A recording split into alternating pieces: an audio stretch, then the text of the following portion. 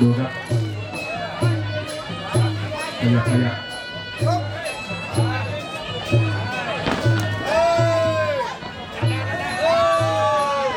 แข่งซ้ายข่าวไว้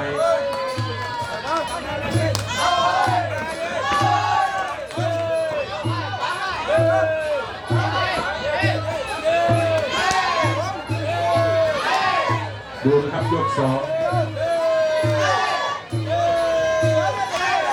เสียไปเอาแล้วครับเพชรนาวี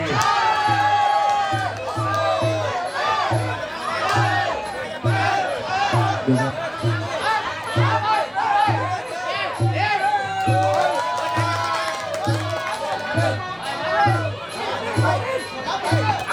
ทีมไปครับเที่ยวพระจันทร์จิ้มบางเดช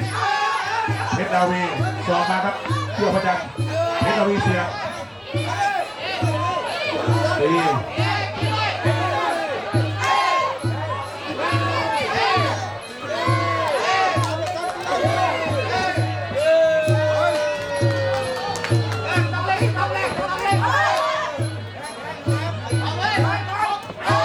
โอ้ยสอบมา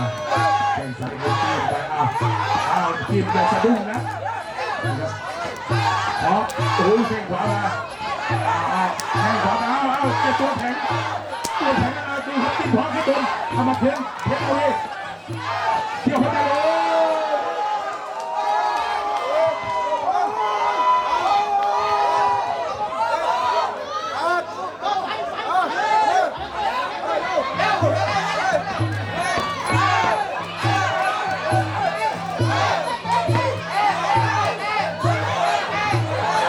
โอ้โหขวาไป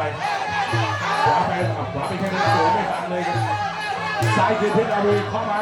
ทีมพร้อมไปซ้ายมาเอาเลยครับเสียมาโอ้เป็นไงบ้าง